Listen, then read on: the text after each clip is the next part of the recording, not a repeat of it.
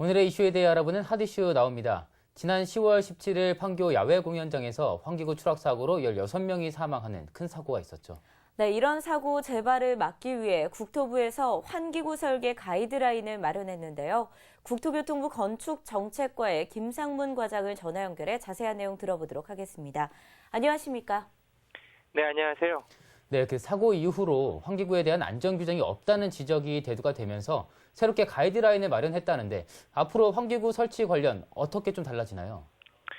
네, 먼저 환기구도 건축물이라서 설계자와 시공자는 안전하게 건축해야 할 의무가 있기 때문에 안전 규정이 없는 것이 아닙니다. 다만 구체적인 안전 기준이 필요하다는 의견이 많아서 가이드라인을 마련한 것입니다. 앞으로는 가이드라인 내용에 따라서 환기구를 설계, 시공하고 유지 관리해야 합니다.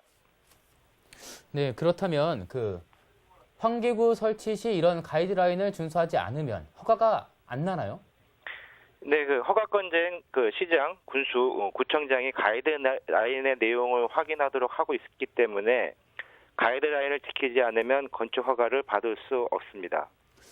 그렇다면 문제는 이미 설치된 환기구가 정말 많다는 게 문제인데 기존 환기구도 이 가이드라인이 적용이 되는 겁니까? 예, 건축주는 건축물을 안전하게 유지 관리할 의무가 있으므로 가이드라인 내용 중에 유지 관리에 관한 기준은 적용됩니다. 즉, 안전하지 않거나 안전이 불확실한 환기구에 대해서는 차단 시설과 경고판을 부착하여야 하며 법에 따라 시행하는 점검 시 환기구의 안전성을 검토해야 합니다. 네, 그렇군요. 그러면은 앞으로 이 환기구 가이드라인 규정을 준수하지 않을 경우에 신고도 할 수 있다고요? 예, 가장 가까운 시청, 군청 또는 구청에 건축가로 신고하시면 될 것입니다. 네, 그렇군요. 또 이제 환기구 가이드라인 규정을 준수하지 않게 되면 이 시정명령이나 어떤 제재가 가능한지도 좀 궁금합니다. 네, 환기구 가이드라인의 내용에 따라 다른데요. 가이드라인 중 하중 기준이나 덮개 기준 등 안전 기준을 준수하지 않아서 사고가 발생하는 경우에는 시정명령이나 법정 처벌이 가능합니다. 앞서 말씀드렸듯이 환기구도 건축물이므로 안전하게 설치할 의무가 있기 때문입니다. 하지만 가이드라인 중 미관이나 환경 기준은 사실 시정명령 등이 어렵습니다. 네, 그러면 사실 이 가이드라인이 권고사항 수준이기 때문에 이제 얼마나 지킬지 모른다는 그런 의문의 소리도 있는데 이에 대한 혹시 보완책은 없나요?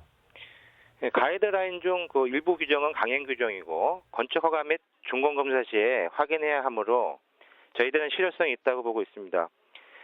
시민의 안전을 위해 시급한 내용 위주로 가이드라인을 시행한 것이고요. 현재 진행 중인 경찰 조사와 전국 3만 5천 개로 추정되는 환기구 실태 조사가 완료되면 보다 내용을 보완하여 제도를 개선할 계획입니다. 네, 그렇군요. 이 철저한 조사와 그리고 실효성 있는 제도로 다시는 이런 가슴 아픈 사고가 발생하지 않아야겠습니다. 오늘 도움 말씀 고맙습니다. 네, 감사합니다. 네, 지금까지 국토교통부 건축정책과 김상문 과장과 함께했습니다.